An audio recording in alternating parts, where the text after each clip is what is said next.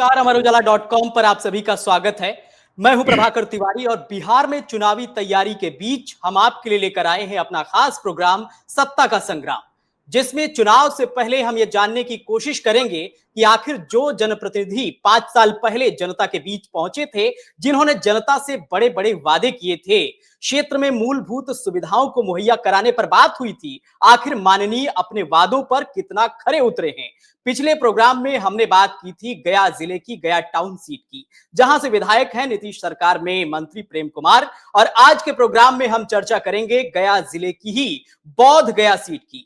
बौद्ध गया सीट का नेतृत्व कर रहे हैं आरजेडी से कुमार सर्वजीत, जो लगातार दूसरी बार 2020 में यहां से विधायक बने और 2020 में विधायक का चुनाव जीतने के बाद कुमार सर्वजीत ने इतिहास रच दिया था, क्योंकि 1957 से बौद्ध गया सीट पर कोई भी विधायक दूसरी बार नहीं जीता था। लेकिन कुमार सर्वजीत ने 2015 का विधानसभा चुनाव भी जीता और उसके बाद 2020 में भी वह विधायक बने।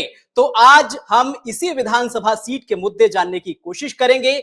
हमारे साथ अलग अलग राजनीतिक दलों से मेहमान जुड़े हैं, जिनका सबसे पहले परिचय करा देते हैं। कुमार सर्वजीत बौद्ध गया विधायक और आरजेडी के नेता हैं और पर्यटन मंत्री भी आरजेडी की सरकार में वो बिहार के रह चुके हैं। इसके अलावा हमारे साथ जुड़े हैं धर्मेंद्र कुमार, बीजेपी मीडिया प्रभारी बौद्ध गया के हैं। डॉक्टर शंकर कुमार चौधरी जेडीयू से हैं, वो भी हमारे साथ जुड़े हैं। इसके अलावा हम अगर बात करें तो कई और भी हमारे साथ नेता हैं, उनका भी परिचय हम करा देते हैं आपके साथ।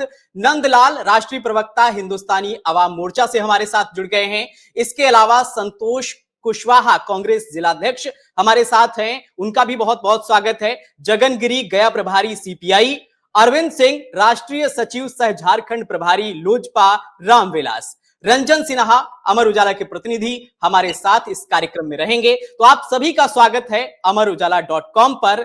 सभी से हम यही कहना चाहेंगे कि मुद्दों पर हम बात करेंगे, अपनी अपनी बात सभी स्पष्ट तरीके से रखेंगे। सबको समय मिलेगा, लेकिन कम समय में पूरी बात रखने की सभी कोशिश करेंगे, ऐसी हम अपेक्षा करते हैं। तो सबसे पहले हम शुरुआत करते हैं अपने प्रतिनिधि रंजन सिन्हा से। कुछ मुद्दे जानने की कोशिश करेंगे जिन पर गया में इस बार चुनाव होगा और पिछले चुनाव में जो मुद्दे हावी रहे थे वो आखिर कितने पूरे हो गए हैं। रंजन सिन्हा से जानने की कोशिश करेंगे। प्रभाकर जी, लगातार बोध गया विधानसभा से एक चीज का मुद्दा हमेशा उठता रहा है, तिलैया ढाढर सिंचाई योजना। इसमें 300 करोड़ की लागत से बन तो चुका है, लेकिन आज भी किसान फसलों खेत तक पानी नहीं पहुंच रही है। ये सरकार से भी सवाल है और हम जनता की सवाल, जो जनप्रतिनिधि रह चुके हैं, वो कृषि मंत्री भी रह चुके हैं और पर्यटन मंत्री भी रह चुके हैं, उनसे भी ये सवाल है। ये जनता की सवाल है, ये हमारा नहीं। जी बिल्कुल। तो धर्मेंद्र जी हमारे साथ जुड़े हैं। धर्मेंद्र जी, जिस तरीके से तमाम मुद्दे बौद्ध गया में हैं बने हुए, आपकी सरकार रही है, आप सरकार में शामिल हैं, और तो क्या लगता है जिस तरीके से तमाम ये मुद्दे जो हावी हैं, कितने मुद्दे अभी तक ये पूरे हुए चुनावी मुद्दे और कितने बाकी हैं? हालांकि हम तो बौद्ध गया विधायक से भी ये सवाल करेंगे जो आरजेडी से हैं, उन्होंने कितने मुद्दे पूरे किए। फिलहाल आपकी सरकार है, आप भी अपना पक्ष रखिए। बौद्ध गया विकास की बात है तो जो जितने भी यहाँ से मांग जनता द्वारा और ये प्रतिनिधि जो हमारे विधायक जी हैं उनके द्वारा जो मांगा गया है वो लगभग दिया गया। अप्लीमेंट करना ये विधायक जी का काम था, जो इन्होंने तन्मयता से नहीं किया। नारायणपुर बांध जो है बनने के लिए पैसा तो मिल गया, लेकिन ये बताएंगे कि ये क्यों नहीं बना, ये इंजीनियरों के साथ क्या किए। पिछले बार जब ये विधायक थे तो जितने भी योजना लिए वो अधूरा छोड़ दिए, और जब जांच हुई तो वो उसमें केवल इंजीनियर लोग फंसे और फिर वही योजना को ये दोबारा फिर से करवा रहे हैं। इनका काम समझ में नहीं आता है कि ये करना क्या चाहते हैं। जो भी पैसा आया बंदरवाट करवाए या का करवाए, ये बताएंगे कि इन्होंने क्या किया।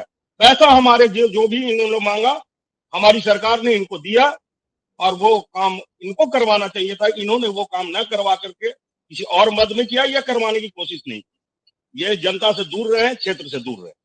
बिल्कुल, जनता से दूर रहे और क्षेत्र से दूर रहे, ऐसा आप आरोप लगा रहे हैं स्थानीय विधायक पर। स्थानीय विधायक के प्रतिनिधि हमारे साथ विनोद जी हैं। विनोद जी, जिस तरीके का आरोप बीजेपी के द्वारा आप पर लगाया जा रहा है, उसमें कितनी सच्चाई है और आप कितने मुद्दों पर अभी तक खरे उतरे हैं?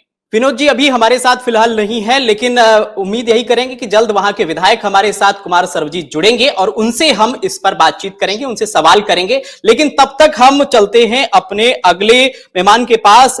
हिंदुस्तानी अवाम मोर्चा से नंदलाल, जो कि राष्ट्रीय प्रवक्ता है, हमारे साथ हैं। क्या कहना चाहेंगे नंदलाल जी, जिस तरीके से वहां बोध गया एक धार्मिक दृष्टिकोण से भी बड़ा महत्वपूर्ण नगर है और वहां के विधायक हैं आरजेडी से और सरकार में आप भी भागीदार हैं, क्या कहना चाहेंगे, कितना विकास अभी तक बोध गया में हुआ है? सबसे पहले आप सभी को नमस्कार करते हैं, अभिवादन करते हैं। जी और आपने जो ज्वलंत मुद्दा उठाया है और संयोग से यह मेरा विधानसभा भी है, टनकुप्पा मेरा प्रखंड पड़ता है। हम भी जी बोधगया विधानसभा के ही वासी हैं। साथ ही हम बिल्कुल। कहना चाहेंगे कि आपने बहुत ही ज्वलंत मुद्दे आज अपने विषय में शामिल किया है। जहाँ तक स्थानीय विधायक का योगदान की बात हो, तो स्थानीय विधायक क्या किए हैं, नहीं किए हैं, किसी से छिपा हुआ नहीं है।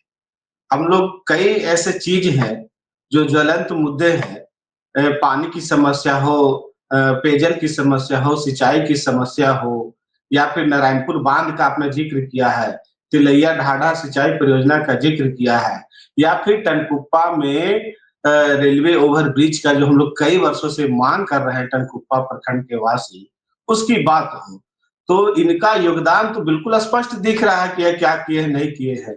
अगर ये इनका दूसरा टर्म भी पूरा होने जा रहा है और आज भी गुरपा प्रखंड जो फतेहपुर प्रखंड का गुरपा जगह है, वहाँ पर एक सही से सामुदायिक कम्युनिटी हेल्थ सेंटर की स्थापना यह नहीं कर पाए हैं। हम क्या बात करें इनके बारे में? कई ऐसे जो गुरपा है, बसकटवा है, पतवास है, वहाँ पर पेयजल की समुचित व्यवस्था नहीं कर पाए हैं। हम लोग ने तो लगातार योजनाओं का नीति सरकार में हम लोग ने करके रखा है, लेकिन आखिर फलाफल धरती पर ये जनप्रतिनिधि होने के नाते इनको भी चाहिए कि हम अग्रिम पंक्ति में भाग लेकर के, आगे लेकर के हम लोग कार्य कर सके, लेकिन ऐसा तो हुआ नहीं। आखिर तिलैया ढाढ़ा सिंचाई परियोजना किन परिस्थितियों में बंद हुआ है, ये भी तो जानने की आवश्यकता है। आखिर नारायणपुर बांध जो विगत जीतन राम मांझी जी ने उस नारायणपुर बांध को, हम सर्वप्रथम आप लोग को जानकारी के लिए बता देना चाहते हैं। जिस नारायणपुर बांध का आप जिक्र कर रहे हैं, वह हमारे बासा पिपरा पंचायत टनकुप्पा प्रखंड में ही आता है और उस नारायणपुर बांध का निर्माण जीतन राम मांझी जी के द्वारा किया गया है। लेकिन इसको बदकिस्मती कहिए कि अभी तक उसकी पुनः जीर्णोद्धार नहीं किया गया है। बने हुए कितनों साल हो गए हैं, लेकिन आज जर्जर अवस्था में है, जिससे लगभग 100 गांव से अधिक कह सकते हैं कि 12 मौजे उसे सिंचाई से लाभान्वित होने वाला क्षेत्र है, लेकिन आज जर्जर है। हमने लघु सिंचाई मंत्री डॉक्टर संतोष कुमार सुमन जी को भी इसके लिए आग्रह किया है। इसका डीपीआर वगैरह बन गया है। अब केवल प्रशासनिक मिलनी बाकी है। दोबारा दोबारा मौका आपको देंगे नंदलाल जी, लेकिन एक सवाल ले लेते हैं संतोष कुशवाहा जी से, जो कि हमारे साथ कांग्रेस से जुड़े हुए हैं। संतोष जी, जिस तरीके से सत्ता पक्ष के नेता अपनी बातें रख रहे हैं और विपक्ष के जो विधायक हैं उन पर कुछ आरोप भी लगा रहे हैं, आप क्या कहना चाहेंगे? कांग्रेस के नेता हैं, आप विपक्ष में हैं, आपको क्या लगता है बोध गया में कितना विकास हुआ है? और जो समस्याएं लगातार वहां बनी हुई हो, चाहे महिलाओं के शौचालय की व्यवस्था हो या फिर यातायात की व्यवस्था हो, ट्रैफिक की व्यवस्था हो, आपको क्या लगता है कितना विकास बाकी है और किन मुद्दों पर यहाँ के विधायक खरे उतरे हैं और सरकार ने अभी तक यहाँ पर क्या काम किया है? त्रिपाठी जी, सबसे पहले आपके चैनल से देखने वाले सभी दर्शकों को और आपके चैनल में जुड़े सभी नेताओं को हम धन्यवाद देना चाहते हैं, आभार प्रकट करना चाहते हैं कि जो विकास का जो गाथा गाया जाता है एनडीए की सरकार में, वह गाथा बिल्कुल निराधार है। चूंकि यह टनकुप्पा का मामला है, बोध गया विधानसभा का मामला है और मैं दक्षिणी गया क्षेत्र का रहने वाला हूं, लेकिन फिर भी कुछ मैं थोड़ा मोड़ा जानता हूं। और जहां जो स्थिति है, क्योंकि नीतीश कुमार की सरकार में जो डबल इंजन की जो सरकार है, जो काम 1 साल में होना चाहिए पूरे गया जिला नहीं बिहार में लगा दिए, समय सीमा के अंदर एक भी काम नहीं हुआ। इसका दोष एनडीए सरकार है और जो उसमें काम नहीं किया गया, तो काम करवाने का जिम्मेवारी किनका है? प्रशासनिक व्यवस्था का है। और प्रशासनिक व्यवस्था, प्रशासन के लोग इतने डिले करते हैं कि कोई भी काम एनडीए के कोई भी नेता यह प्रमाणित कर दें कि समय सीमा के अंदर में कोई भी काम यदि हुआ होगा तो मैं उसका खुला चैलेंज करता हूं।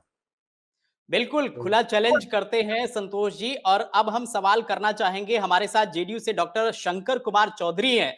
शंकर कुमार जी, जिस तरीके के आरोप विपक्ष के द्वारा आपकी सरकार पर लगाए जा रहे हैं, आप क्या कहना चाहेंगे?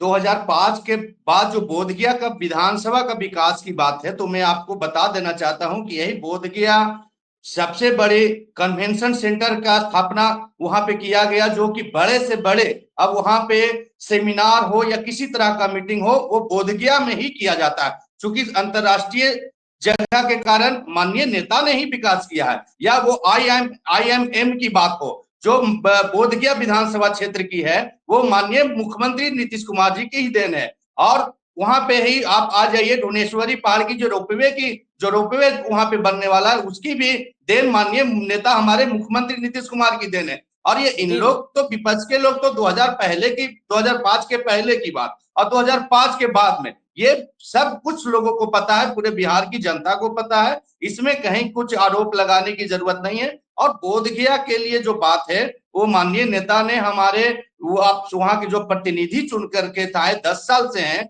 उनसे पूछिए कि आखिर आपने क्षेत्र में विकास क्यों नहीं किया। ये आपने क्या माननीय नेता ने आपने जो मांग रखा वो उन्होंने पूरा किया या नहीं किया, ये उस क्षेत्र के प्रतिनिधि बताएंगे।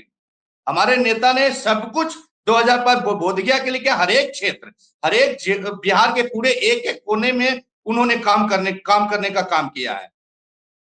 बिल्कुल बिल्कुल। अगर देखें तो गया जिला राजनीतिक दृष्टिकोण से भी बड़ा महत्वपूर्ण जिला है। अरविंद जी, वहां पर तमाम समस्याएं हैं, आपको क्या लगता है? देखिए, जिसकी जिम्मेवारी होती है जनप्रतिनिधि का, वो अपनी आवाज को सही समय पर और सही वक्त पर सरकार को नहीं बताता है और सरकार को दिए हुए कार्य को सही समय पर नहीं कराता है, तो वहां का स्थानीय जनप्रतिनिधि दोषी होता है। हमारे देश के प्रधानमंत्री यशस्वी नरेंद्र मोदी जी और बिहार के हमारे मुखिया माननीय नीतीश कुमार जी ने बोधगया में जो विकास किया है, वो सारी दुनिया के लोग आते हैं, देख रहे हैं। अब स्थानीय अपने जनप्रतिनिधि को मैं कहना चाहूंगा कि जल नल, आपकी चापाकल, ये विकास आप स्थानीय विधायक हैं, आपको कहाँ दिक्कत हो रही है, उस समस्याओं को जब तक आप रखेंगे नहीं, जब तक आप डिमांड नहीं करेंगे, तो पूर्ति नहीं होती है। और पूर्ति भी अगर आपके पास पैसा आता है, उसका उपयोग करने के लिए आपकी जिम्मेदारी बनती है। हमारे कांग्रेस के साथी ने कहा कि इनके सरकार में जो काम डिले होता है, मैं कहना चाहता हूं कि जो 70 साल में कांग्रेस ने की, वो भाजपा और जदयू ने 10-11 साल में कार्य किया है। इसलिए देल का काम जो है महागठबंधन के साथियों का है, कांग्रेस के साथियों का है। इन लोगों ने जो है से सही समय पर अपना उपयोग का काम नहीं करते। बिल्कुल, आपने फिर आरोप लगा दिया कि जो है अपने विपक्ष के लोगों पर कि ये काम नहीं कर रहे हैं। तिवारी साहब एक मिनट, कुटुंब को नमस्ते। बगल में आपका राजगीर है, राजगीर के तुलना में बोधगया आप ही बता दीजिए, आप राजपाट के आदमी हैं, क्या विकास उसके तुलना में हुआ है? देखिए, राजगीर हो या पूरे बिहार का हो, राजगीर का भी विकास होगा और बोधगया का विकास भी होगा। और मैं चाहूंगा कि सरघाटी मामले में होगा, अभी और एक सेंचुरी चाहिए। पैमाना जो है, विकास का पैमाना गाड़ी खुला हुआ है। आप देखिए बोधगया में अभी आपको, अगर हम मानते हैं कि जितनी बड़ी आपने जो संस्कृति हॉल जो बना है मीटिंग का, उतनी बड़ी आपको पटना के बाद बिहार में ही जो है बोधगया में है, राजगीर में उतनी बड़ी नहीं बना है। आपके जैसे बीपीएससी के ट्रेनिंग सेंटर आपका बोधगया में बना है। इसलिए विकास का पैमाना हमारा बोधगया का दोनों सरकार कर रही है। चर्चा करेंगे संतोष जी हम, लेकिन उससे पहले हम चाहेंगे कि हमारे साथ रंजन सिन्हा जी भी हमारे जनप्रतिनिधि जुड़े हुए हैं। रंजन जी के साथ वहां पर कुछ लोग भी हमें दिखाई दे रहे हैं। रंजन जी, जिस तरीके का आपको क्या लगता है वहां पर जो लोग हैं वो अपनी बात क्या रखना चाहते हैं, वहां के कौन से मुद्दे हैं? प्रभाकर जी, इनका सवाल साफ है कि जो बोधगया में लोग देश विदेश से लोग आते हैं, एक मानचिन्ह पर इसका अलग पहचान है बोधगया का, लेकिन जो पथवे है उस पे आज भी अतिक्रमण है। इनका सवाल यह है, उस पर आखिर न तो जनप्रतिनिधि का ध्यान है और न ही प्रशासनिक ध्यान है। वाकई बोधगया बड़ा ही महत्वपूर्ण शहर है, बड़ा ही महत्वपूर्ण नगर है, जहां पर भगवान बुद्ध को ज्ञान की प्राप्ति हुई और वहां देश दुनिया से श्रद्धालु पहुंचते हैं। और वहां के विकास पर अगर बात हो रही है तो मानना चाहिए कि बड़ा ही अहम मुद्दा है। धर्मेंद्र कुमार जी, जिस तरीके से मान लीजिए कि वहां के स्थानीय विधायक को तो वहां की मूलभूत सुविधाओं को ध्यान में रखना ही चाहिए, लेकिन सरकार के लिए भी बड़ा ही महत्वपूर्ण है कि बोध गया जैसे स्थल का वो विकास कराए, जिससे कि विश्व के मानचित्र पर वहां की छवि एक बेहतर छवि बने और बिहार की छवि भी उससे सुदृढ़ बनेगी। तो आप क्या कहना चाहेंगे कि आपकी सरकार ने बोध गया के लिए अभी तक क्या क्या किया है? सर, बोध गया के लिए अगर पिछले नगर परिषद की बात किया जाए तो पिछले नगर परिषद में मेरा ही जो सदस्य थे वो वहाँ की अध्यक्षा थी। तो मैंने एक प्रस्ताव दिया था, उसमें पहला प्रस्ताव जो मैंने दिलवाया था कि बोध गया में जो अतिक्रमण है, जो बोध गया रिवर साइड का जो रोड है, जो आपको थाना से होते हुए जो लंबी बाजार होते हुए जो चला जाता है, आपका जो नया जो बिजली ऑफिस बना है जीटी रोड पर, वो रोड चली जाती है सिलौंजा होते हुए, बहुत बड़ी रोड है वो। जी जी। तो उस पर अतिक्रमण, रियल में उस पर अतिक्रमण है, ये मैं मानता हूँ। मैंने सबसे पहला प्रस्ताव दिया था कि वो उस अतिक्रमण को हटाया जाए। वो अगर कहेंगे तो मैं रिकॉर्ड इसका दिखा सकता हूँ, लेकिन अभी तक चूंकि वो उस फुटपाथ पर जितने भी दुकानें लगते हैं वो हमारे विधायक जी के जो सपोर्टर हैं उनकी दुकानें हैं, वो कैसे हटाने देंगे? बिल्कुल जब भी बिल्कुल। वहां दुकानें आके प्रशासनिक हटाने जाते हैं वो दूसरा दिन फिर लगवा देते हैं।